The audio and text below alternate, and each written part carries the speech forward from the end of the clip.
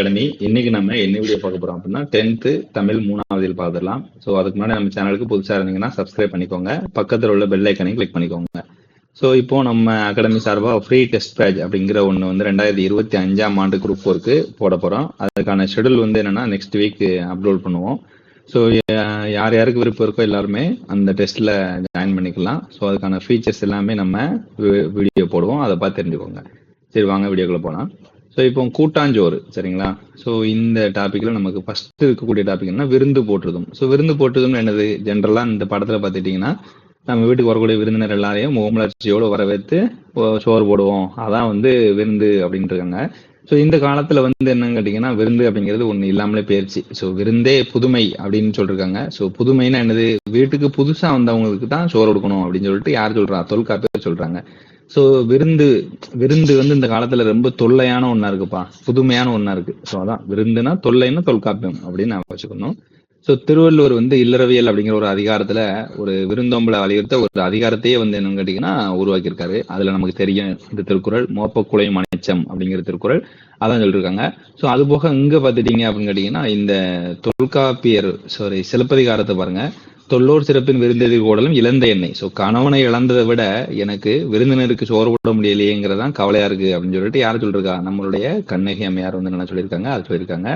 So கல்வியும் செல்வமும் உள்ள பெண்கள் வந்து என்ன செய்வாங்க, விருந்தும் ஈகையும் செய்தாங்க அப்படின்னு சொல்லிட்டு கம்பர் சொல்றாரு.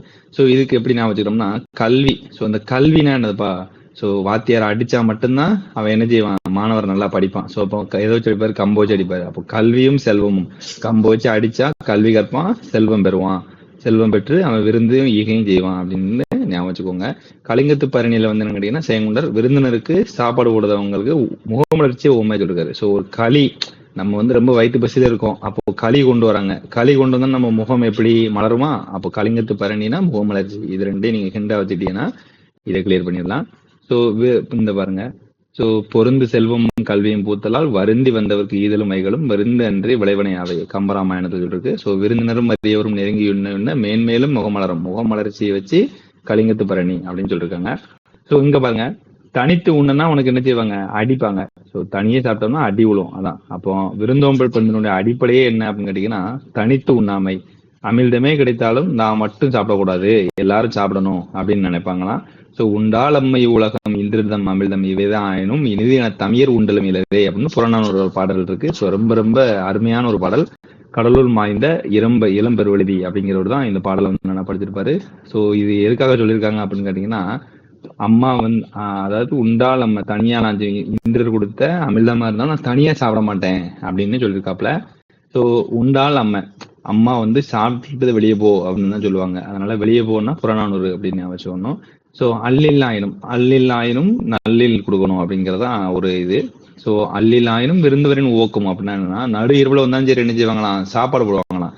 அந்த சாப்பாடு எப்படி இருக்குமா, நல்லா இருக்குமா. ஸோ அல்லில் ஆயினும், நாலங்காடி அல்லங்காடி அப்படின்னு படிச்சிருப்போம். நாலங்காடினா பகல்ல இருக்குது, அல்லங்காடினா இரவுல இருக்குது. ஸோ அல்னா இரவுன்னு அர்த்தம். அப்ப இரவுல வந்தவங்களுக்கும் நல்ல திணையில சாப்பாடு போடுவாங்க அப்படிங்கிறத இங்க நம்ம ஞாபகம் வச்சுக்கலாம். ஸோ இதை பாருங்க, காலின் 7 அடி பின் சென்று அப்படின்னா பொறுமையா போவாங்க. ஸோ சாப்பிட்டு முடிச்சோன்னு யாருமே வேகமா ஓட மாட்டாங்க, பொறுமையா போவாங்க. அதனால பொருணராட்சி படை அப்படிங்கறத இதை சொல்லியிருக்காங்க. ஸோ நெக்ஸ்ட் இங்க வாங்க. ஸோ இது ரொம்ப முக்கியம். ஸோ வீட்டுக்கு வந்தவருக்கு இப்போ எவ்வளவு வறுமையா இருந்தாலும் அந்த காலத்துல உள்ளவங்க வந்து நினைச்சிருக்காங்க சாப்பாடு போட்டிருக்காங்க அப்படின்னு சொல்லியிருக்காங்க. ஸோ விதைப்பதற்கு விதை வச்சிருந்திருக்காங்க, அதை உரல்ல போட்டு இட்டு குத்தி சாப்பாடு கொடுத்த கதெல்லாம் சொல்லியிருக்காங்க. ஸோ குரல் உணங்கு விதைத்திணை உரல்வாய் போயிட்டு அப்படின்னு. ஸோ வீட்டுல தான் பார்த்துருப்பீங்க, உரல்ல எங்க போட்டிருப்பாங்க, வாசல்ல போட்டிருப்பாங்க. ஸோ அதனால வெளியே தான் போட்டிருப்பாங்க புறநானூறு. ஸோ நேற்று வந்த விருந்தினருக்கு நான் இரும்பு யாழை பணைய வச்சேன், நாளைக்கும் விருந்தினர் வந்தாங்கன்னா கருங்கோட்டு சீரியால் இருக்கு அப்படின்னு சொல்லிட்டு புறநானூறுல ஒரு பாடல் இருக்கு, அதான் சொல்லிருக்காங்க. ஸோ நிறனை வந்த விருந்திற்கு இரும்பு, அதாவது நம்ம வீட்டுக்குள்ள இருக்கிறத வெளியே எடுத்துட்டு போய் வித்து தான் சாப்பிடப்படுறாங்க, அப்போ வெளியே போய் விற்கிறாங்க, அதனால புறநானூறு. ஸோ நெக்ஸ்ட் பாருங்க, இளையான்குடி மாறனாயா. ஸோ இவன் வந்து இளைய பையன்பா, இவனுக்கு கொஞ்சம் மறதி நோய் உண்டு. அதனால என்னட்டான், ஒரு சிவனடியார் சாப்பிட வந்திருக்காரு, உடனே அடியாரு வெயிட் பண்ணுங்க அப்படின்ட்டு தான் நிலத்துல விதைச்சிருந்த நெல் எல்லாத்தையுமே அரிசிட்டு வந்து சோறு வாங்கி கொடுத்துட்டாப்ல. ஏன்னா இவருக்கு கொஞ்சம் மறதி நோய் இருக்கு, அதனாலதான் மாறநாயனர் அப்படின்னு நான் வச்சுக்கணும். ஸோ நிலத்திற்கேற்ற விருந்து அப்படிங்கிற டாபிக்ல நெய்தல் நிலத்தவர்கள். ஸோ நெய்ச்சோறு நல்லா பாத்துக்கோங்களா. ஒரு நெய்யெல்லாம் நம்ம வீட்டுல என்ன வச்சிருப்போம், ஒரு சின்ன பானையில வச்சிருப்போம். அப்ப நெய்தல் நிலத்தோடு குழல் மீன் கறி எல்லாம் போட்டு கொடுத்தாங்கன்னு சிறுபானாற்று படை சொல்லுதாங்க. ஸோ இலையை மடிப்பதற்கு முன்னாடி அப்படியே இட்லி அப்படியே அடுக்கி வச்சிருக்காங்க. அதை பார்த்தாலே ஒரு அம்சமா இருக்கு. ஸோ அதான் அம்சப்பிரியா அப்படின்னு சொல்லிருக்காங்க. விருந்தை எதிர்கொள்ளும் முறை எப்படி பண்ணணும்? ஸோ இல்லத்தில் பலரும் நுழையும் வாயில் இருந்தாலும் ஸோ அந்த கதவை பூட்டுறதுக்கு முன்னாடி என்ன செய்யணுமா? பார்க்கணும் வெளியில யாராட்டு இருக்காங்களா அப்படின்ட்டு. அதான் பாருங்க, பலர்புகு வாயில் அடைப்பு கடவுணர் வருவீர் உளியரோ அப்படின்னு சொல்லிட்டு. ஸோ குறுந்தொகைக்கு சாப்பாடு போட்டீங்க அப்படின்னு கேட்டீங்கன்னா உங்க கடையை மூடுனாலும் சரிதான் கூட்டம் வந்துகிட்டே இருக்கும். அதான் இதுல ஷார்ட்கட்டு. ஸோ மருந்தே ஆயினும் விருந்தோடு ஒண்ணு அப்படின்னு கொன்றை வேணும். சரியா? ஸோ இந்த காலத்துல சாப்பாடுல மருந்து கொடுத்து கொன்றுதாங்க. அதான் சொல்லிருக்காப்ல, மருந்தே ஆயினும் விருந்தோடு வச்சு கொன்று அப்படின்னு அவையார் சொல்லிருக்காங்க. ஸோ அது போக அவையாரோட தனிப்பாடல்ல வரகரிசி சோறும் மழுதுனொக்க கூட்டு முறமுறவனுமே புளித்த மோரும் திறமுறமே புல்வேலூர் பூதன் புரிந்து விருந்திட்டான் இது எல்லா உலகம் வரும். ஸோ இதுல முக்கியமான ஒன்று இந்த புல்வேலூர் பூதன் புரிந்து. சரியா? ஸோ இந்த மன்னரை பத்தி தான் சொல்லியிருக்காப்ல. ஸோ அவையார் எந்த மன்னரை பத்தி சொன்னா அப்படின்னு கேட்கறதுக்கான வாய்ப்புகள் இருக்குது. ஸோ நெக்ஸ்ட் பாருங்க. ஸோ விருந்து இந்த காலத்துல பாத்துட்டீங்கன்னா உச்சவரோடு இந்த விருந்து அப்படிங்கிற நின்று போச்சு. ஸோ சொந்தக்காரங்க அவங்களுக்கு 2 நாள் தான் சோறு போடுதாங்க, 3 நாள் கதவு போட்டிருந்தாங்க. ஸோ விருந்து அப்படிங்கிறது இல்லாம போயிருச்சு. ஸோ நாயக்க மன்னர்களுடைய காலத்திலே மராட்டிய மன்னர்களுடைய காலத்திலே இந்த சத்திரம் அப்படிங்கிற ஒரு கான்செப்ட் வந்துச்சு. ஸோ புதியவர்களான விருந்தினர்களை ஏற்பது குறைந்து விட்ட காலத்தில் ஓரளவு தெரிந்தவர்கள் மட்டும்தான் விருந்துருக்காங்க. விருந்தவங்களுக்கு இன்னைக்கும் பார்த்துட்டீங்கன்னா திண்ணைகள்லாம் வீடு அந்த காலத்தில் கட்டி வச்சிருந்தாங்க. ஆனால் அந்த காலத்தில் திண்ணைலாம் இல்லை, தலைவாழை இதெல்லாம் தேவையில்லை. ஸோ நேராக அங்கே வந்துட வேண்டியதான், அவ்வளோதான், பாடம் முடிஞ்சுது. ஸோ இங்கே வாங்க, அமெரிக்காவுடைய மினாசோட்டா தமிழ்ச்சங்கம்னு ஒன்று இருக்குப்பா. அமெரிக்காவுடைய மினாசோட்டா தமிழ்ச்சங்கம்ங்கிறவங்க வாழை இலை விருந்து அப்படிங்கிற ஒன்று வருஷம் கொண்டாடிட்டு இருக்காங்க. அதில் வாழை இலையில ஒரு 6 வகையான இது வச்சு சாப்பிடுதாங்க அப்படின்னு சொல்லிட்டு இருப்பாங்க.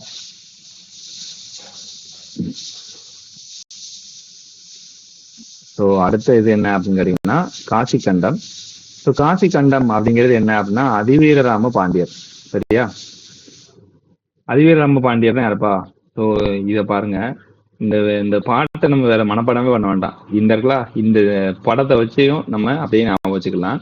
ஸோ இது கூட உங்களுக்கு இன்னும் கொஞ்சம் ஷார்ட்கட்டாக வேணும்னா அந்த ராமராஜன் என்ன செய்வார் அப்படின்னு கேட்டிங்கன்னா சாப்பிட வருவார்.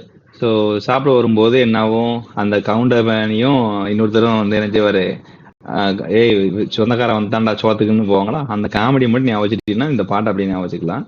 ஸோ இங்கே வாங்க, அருகுரை அப்படின்னா அருகில்னு அர்த்தம். ரைட்டா? ஸோ இதுலேயும் அருவுருக்கு, இதுலேயும் அருவுருக்கு, அதனால அதை ஞாபகம் வச்சுக்கோங்க. முகமன் அப்படின்னா நீ நல்லா இருக்கியா அப்படின்னு முகத்தை பார்த்தே கண்டுபிடிச்சிருவாங்க. அதான். ஒரு நிமிஷம்.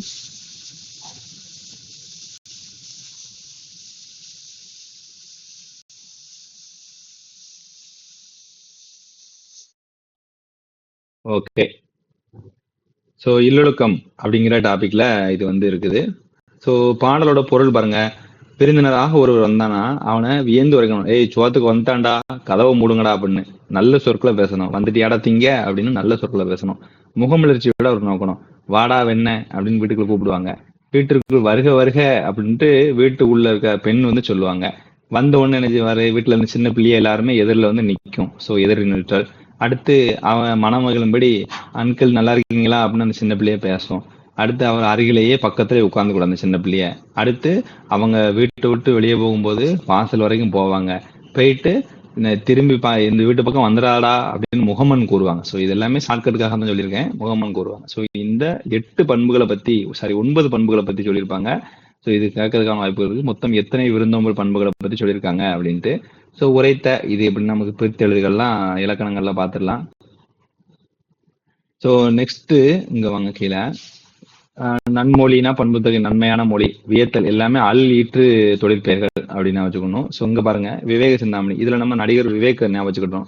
ஸோ விவேக் பொறுத்த வரைக்கும் நல்லா பஞ்சு டைலாக் பேசுவார், நல்லா கருத்தா பேசுவாரு. அவர் சொல்றாரு, ஸோ சிரிச்சுக்கிட்டே உனக்கு கூழ் கொடுத்தாலும் அதை அமிழ்தமா நினைச்சு சாப்பிடு, ஸோ மூஞ்ச சுழிச்சுக்கிட்டு உனக்கு பிரியாணி கொடுத்தாலும் சரி அதை சாப்பிடாதா அப்படின்னு சொல்லிட்டு விவேக் சொல்லிட்டாரு. ஸோ காசி நகரத்தினுடைய பெருமைகளை, இதான் முக்கியமான பாயிண்ட். ஸோ காசி நகரத்தினுடைய பெருமைகளை கூறுவதுதான் காசி காண்டம். இந்த காசி காண்டம் அப்படிங்கிறது எத்தனை ஒரு தலைப்புல இருக்கு அப்படின்னு கேட்டீங்கன்னா ஒரு 5 இதை சொல்லுது. என்னது அப்படின்னு கேட்டீங்கன்னா ஸோ துறவு, இல்லறம், பெண்களுக்குரிய பண்புகள், வாழ்வியல் நெறிகள், மறுவாழ்வில் அடையும் நன்மைகள். ஸோ இதை எப்படி நான் வச்சுக்கலாம் அப்படின்னா ஸோ பெண்களுக்குரிய பண்புகள்ல விட்டு ரைட்டா, பெண்களுக்குரிய பண்புகளை இல்லறத்துல தங்கள் அதாவது ஏன் ஆண்கள் துறவு போறாங்க அப்படின்னு ஒரு கொஸ்டின். இல்லற வாழ்க்கையை விட்டுட்டு ஏன் துறவு போறாங்க அப்படின்னா பெண்களுக்குரிய பண்புகள் விட்டு அவங்க தவறுறதுனால வாழ்வியல் நெறிகள் மறக்கிறாங்க. ஸோ மறு வாழ்வியோட இவங்க நல்ல பலன் அடையட்டும்னு எல்லா ஆண்களும் துறவு போறாங்க அப்படிங்கறதான் இதை ஞாபகம் வச்சுக்கணும். இல்லலுக்கும் கூறிய பகுதியில் உள்ள 17வது பாடல் வந்து இங்க கொடுக்கப்பட்டிருக்கு. ஸோ மொத்தம் 9 கூறுகள், 17வது பாடல், இதை ஞாபகம் வச்சுக்கணும். முத்து குளிக்கும் கொற்கையினுடைய அரசர் தான் யாரு? அதிவீர ராம பாண்டியர். அதிவீரமா நடப்பாரு. அதனால அவருடைய நூல் வந்து என்ன கேட்டீங்கன்னா நைடதம் அப்படின்னு அர்த்தம். சோ நம்ம பாகுபலி படத்தெல்லாம் பார்த்திருப்போம். ஒரு லிங்கத்தை தூக்கிட்டு போவாங்களா, அப்ப அதிவீரமா போவாரு. அதான் லிங்க புராணம், அதிவீரமா நடக்கிறாரு. சோ அப்படி நடக்கும் பொழுது என்ன ஆகுது? கூர்ம அவதாரம்னா என்னது? ஆமை இருக்கு இல்லையா, ஆமை தான் கூர்ம அவதாரம். சோ கூர்ம புராணம் ஆமை கணக்கத்தான் மெதுவாக தான் நடக்க முடியும். ஏன்னா சிலையை தூக்கிட்டு இருக்காரு. தூக்கிட்டு போயிட்டு என்ன செய்வாரு? திருக்கருவை. சோ இந்த நம்ம கோயிலெல்லாம் பாத்துட்டீங்கன்னா கருவறைன்னு சொல்லுவோம் இல்லையா, அந்த கருவறையில போவாரு. அடுத்ததாக வாயு சம்கீதை. ஸோ வாயு சம்கீதை அப்படிங்கிறது என்னன்னா அந்த ஊதுவார், சங்கு ஊதுவான் பார்த்தீங்களா, அந்த படம். அவ்வளவுதான். அப்படின்னு வச்சுட்டு நமக்கு முடிஞ்சது. ஸோ நெக்ஸ்ட் பாருங்க, இவரின் மற்றொரு நூல். இவர் என்ன நூல்லாம் வேற எழுதியிருக்காருன்னு கேட்டீங்கன்னா வெற்றி வேட்கை அப்படிங்கிறது. ஏன்னா ஒரு பாண்டிய மன்னருங்கையில நிறைய வெற்றிகளை வந்து பெற்றிருப்பாரு. அப்படி வெற்றி பெற்று பக்கத்துல வரும்போது நாரும் உடம்புலாம், ஏன்னா வேற இருக்கும் இல்லையா, அதனால அந்த நூலை நருந்தொகை அப்படின்னு சொல்லியிருப்பாங்க. ஸோ நெக்ஸ்ட் பார்க்க போறது என்ன அப்படின்னா மலைப்படுகலாம். ஸோ மலைனாலே நமக்கு என்னது அப்படின்னு கேட்டீங்கன்னா பெருங்குன்றூர் பெருங்கௌசிகம் தான். ஸோ மலைக்கு குன்று அப்படிங்கிற ஒரு பேர் இருக்கு அப்படிங்கிறது நம்ம எல்லாத்துக்கும் தெரியும். ஸோ இங்க வந்து பாருங்க, ஃபுல்லா இந்த பாட்டு எல்லாமே அப்படியே ஞாபகம் வச்சுக்கோங்க. ஸோ சிம்பிள் தான், அப்படியே படிச்சுக்கோங்க.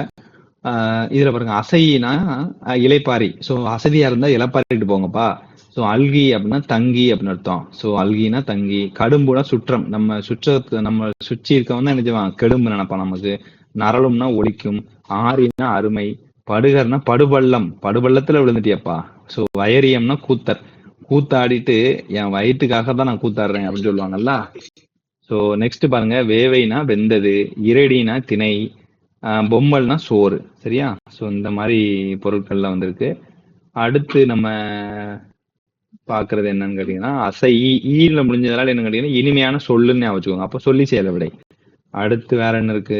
ஆற்றுப்படை நூல்கள். ஸோ மலைப்படுகலாம்ங்கிறது என்ன கேட்டீங்கன்னா மொத்தம் எத்தனை பாடல்களை கொண்டது அப்படின்னு கேட்டீங்கன்னா 583 பாடல்களை கொண்டது. சரியா? ஸோ மலைனா எப்படி இருக்கும்? ஹைட்டா இருக்கும். ஸோ ஹைட்டு 8, அதை ரெண்டையும் ஞாபகம் வச்சுக்கோங்க. நடுவில் ஒரு 8 இருக்கா, இந்த 5ஐயும் 3ஐயும் கூட்டினாலும் 8 வந்துடும். ஸோ இதுதான் இதுக்கான ஷார்ட்கட்டு.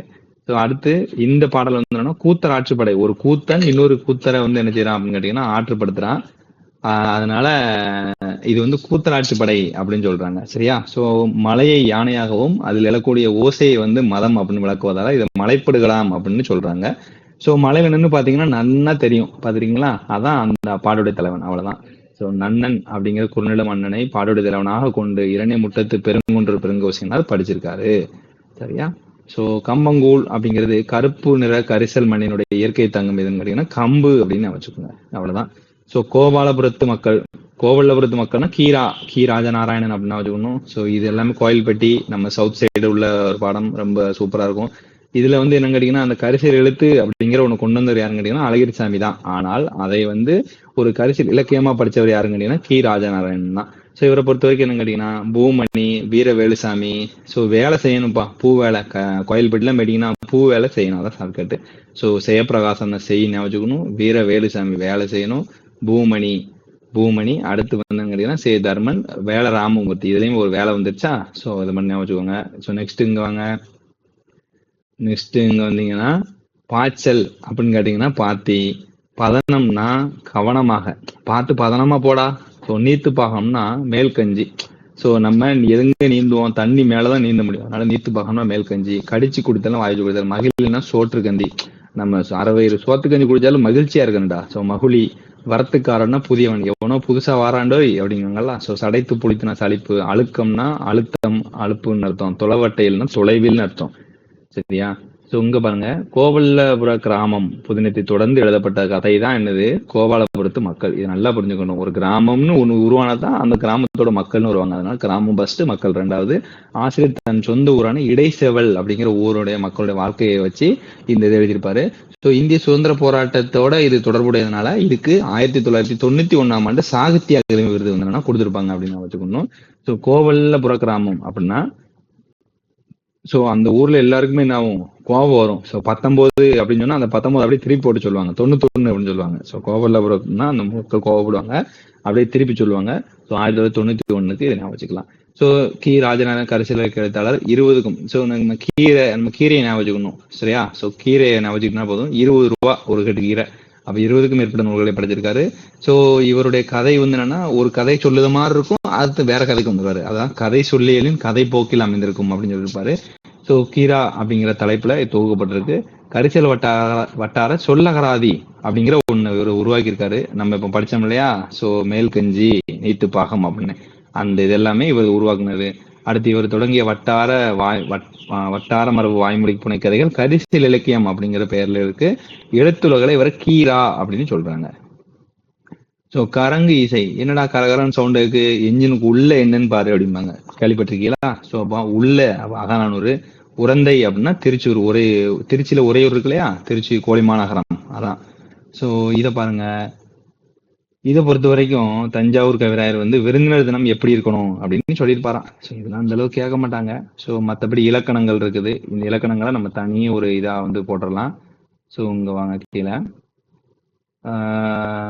ஸோ இதான் சுழன்றும் ஏற்பின்னாத உலகமாதனா 1031வது பாட்டு. இந்த பாட்டை ஞாபகம் வச்சுக்கோங்க. சில நேரம் கேட்க வாய்ப்பு இருக்கு, மேக்சிமம் கேட்க மாட்டாங்க. ஸோ உப்பில்லா பண்ணம் குப்பையிலே, ஒரு பானை சோற்றுக்கு ஒரு சோறு பதம், உப்பிட்டவரை உள்ளளவும் நினை, விருந்தும் மருந்தும் 3 நாளைக்கே, அளவுக்கு மீறினும் அமிர்தமும் நன்று. ஸோ பழைய சோறு மைக்கடல். ஸோ நம்ம பல்லு இருக்குல்ல, நம்ம பல்லுக்குள்ள மையா அரைச்சிதான் ஸோ இறைப்பை அப்படிங்கிற கடலுக்குள்ள நம்ம என்ன செய்யணும், தள்ளணும் சோத்தை. அதான் முக்கூடல் பல்லு ஞாபகம் வச்சுக்கணும். அப்போ மைக்கடல் முத்துக்கு ஈடாய் மிக்க நெல்முத்து, கண்ணன் பிரசாந்தி சேகரம் அடிசில் 2017 சொல்லியிருக்காங்க. ஸோ நெக்ஸ்ட் பாருங்க. ஸோ கத்துங்கடல் சூழ்நாகை காத்தாந்தன் சத்திரத்தில் அத்தமிக்கும் போது அரிசி வரும் குத்தி உலையிட. இது பாருங்க, இவருடைய பாடல்கள் எல்லாமே ஒரு விடுகதை மாதிரியே இருக்கும். ஸோ அதனால காலமிக புலவர் அப்படின்னு இது நம்ம ஈஸியா நான் வச்சுக்கலாம் ரைட்டா. ஸோ இங்க வாங்க நெக்ஸ்ட் இங்க கீழே வந்துட்டே இருங்க. ஸோ செவ்விலக்கியம் கிளாசிக்கல் லிட்ரேச்சர் ரைட்டா. ஸோ நமக்கு தெரியும். ஸோ காப்பி அப்படின்னாலே காப்பி எபி அதை 2 ஞாபகம். பக்தினா டெவோஷனல், அது எல்லாம் தெரிஞ்சதான். பண்டையனா ஆன்சியன்ட், வட்டாரனா ரீஜனலு, நாட்டுப்புறம்னா ஃபோல்க் டான்ஸ் கேள்விப்பட்டிருப்பீங்களா அதான். ஸோ நவீன இலக்கியம்னா modern literature. Okay right. So then next என்னங்கன்னா திருக்குறள் தெளிவுரை. நான் திருக்குறள் படிச்சேன்பா, எனக்கு வந்து மண்டலம் குழம்பு போயிடுச்சு, அதுக்கு ஒரு ஊசி இருக்கு, வாங்க போட்டுருவோம். ஸோ அப்போ ஊசி மாதிரி நான் வச்சுக்கணும். சிறுவர் நாடோடி கதைகள் அப்படின்னா கி ராஜநாராயணன் சரியா. ஸோ சின்ன பையன் வந்து கேட்டீங்கன்னா அந்த நாடு வச்சு கதைகள் வச்சு பேசுவாங்க. நான் தான் ஒரு ராஜா இருந்தாரு, அவர் தான் நாராயணன், அந்த மாதிரி பேசுவாங்க. ஸோ 6ஆம் தினா மருத்துவர் சிவராமன் ரைட்டா. ஸோ இதை பத்தி எல்லாத்துக்கும் தெரிஞ்சதுதான். ஸோ நெக்ஸ்ட் திருக்குறள் இருக்கு. இந்த திருக்குறளை பத்தி நம்ம தனியாக ஒரு வீடியோ போட்டுடலாம் சரியா. So stay tune. நெக்ஸ்ட் வீடியோல சந்திக்கலாம். நன்றி, வணக்கம்.